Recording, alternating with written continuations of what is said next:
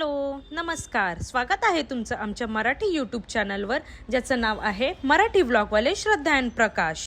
तर आज आहे माघी गणेश उत्सव आणि सर्वांना माघी गणेश उत्सवाच्या खूप खूप शुभेच्छा। बाप्पा तुमच्या साऱ्या इच्छा पूर्ण करो। माघी गणेश उत्सव असल्याने इथे मी छान साडी घालून तयार झाली आहे। सहजच गॅलरीमध्ये गेले आणि तिथे मोगऱ्याच्या रोपट्याला छान फुलं उमळली होती। मी एक एक करून ही फुले तोडून देवाला वाहण्यासाठी घेतली। मग इथे मी सगळ्या देवांच्या मूर्त्या, पितळेची भांडी एका स्वच्छ लाल कापडावर काढून ठेवली। तर अशी ही पितळेची भांडी घासण्यासाठी तुम्ही कोणतेही आंबट गोष्ट जसे कोकमचा अगळ, दही, लिंबू किंवा चिंच वापरू शकता।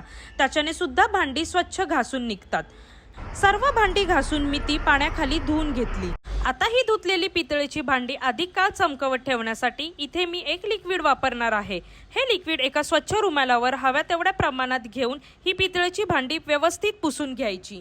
पितांबरी वापरून घासलेली भांडी चमकतात खरी, पण काही वेळाने काळी पडू लागतात।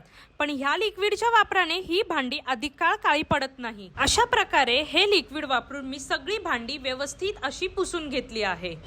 हे पहा, लिक्विड वापरल्यानंतर हे पितळेचे गज हत्ती किती छान चमकू लागले आहेत। तसेच हे इतर भांडी देखील मी तुम्हाला दाखवते की कशा प्रकारे चमकायला लागली आहेत। तुम्ही तांबण्यामधील ही भांडी पहा, किती छान चमक आली आहे हे लिक्विड वापरल्यानंतर। तर अशा या लिक्विडचं नाव आहे दारा अलाइड प्रोडक्ट्सचं लिक्विड मल्टीपर्पज पॉलिश। ही 100 ml ची बॉटल तुम्हाला पूजाचे साहित्य मिळणाऱ्या कोणत्याही दुकानात सहज मिळेल। आणि आता इथे मी पूजा मांडायला घेत आहे। सर्वप्रथम मी इथे चौरंगावर स्वच्छ धुतलेलं लाल रंगाचं वस्त्र अंथरून घेतलं आहे। आता या चौरंगाच्या मध्यभागी हळद, कुंकू आणि तांदूळ वाहिले। त्यानंतर एक छोटासा चौरंग या लाल वस्त्रावर ठेवला। या कुलदेवतेच्या नारळाला हळद कुंकू लावून घेतलं। त्यानंतर कलशामध्ये ₹1.25 आणि सुपारी टाकली आणि नारळ ठेवून हा कलश चौरंगावर ठेवला।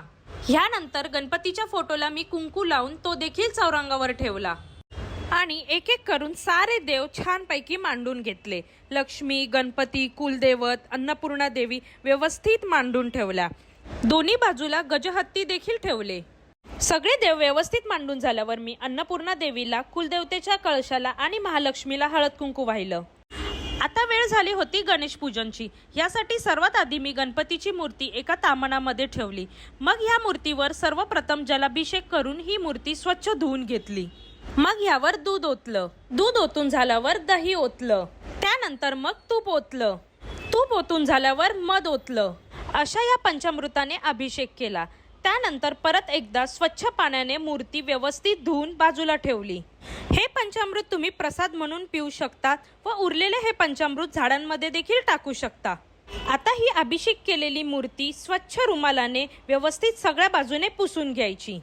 मग ही मूर्ती मी चौरंगावर ठेवून नमस्कार करून घेतला।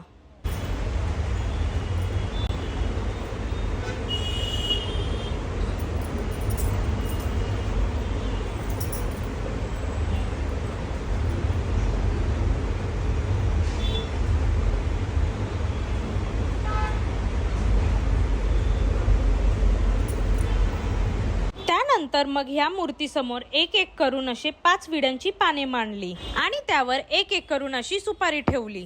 मग प्रत्येक सुपारीवर तांदूळ वाहिले। त्यानंतर प्रत्येक सुपारीवर हळदी कुंकू वाहिलं। मग गणपतीच्या मूर्तीसमोर फूल आणि दुर्वा वाहिल्या। मग 5 विड्यांच्या पानासमोर देखील फुले ठेवली।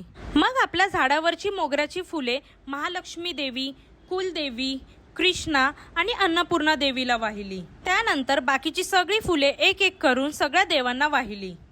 मग दिवा पेटवला, अगरबत्ती जाळली आणि धूप जाळून छान अशी पूजा केली। त्यानंतर गणपती समोर गुळ खोबराचा नैवेद्य ठेवला। तर कसा वाटला आजचा हा व्लॉग हे मला लाईक, कमेंट, शेअर करून नक्की कळवा। असेच नवनवीन व्लॉग्स आणि व्हिडिओज बघण्यासाठी बेल आयकॉनवर क्लिक करून आमच्या चॅनलला सबस्क्राईब करा। लवकरच भेटू पुढच्या व्हिडिओमध्ये। तोपर्यंत बाय।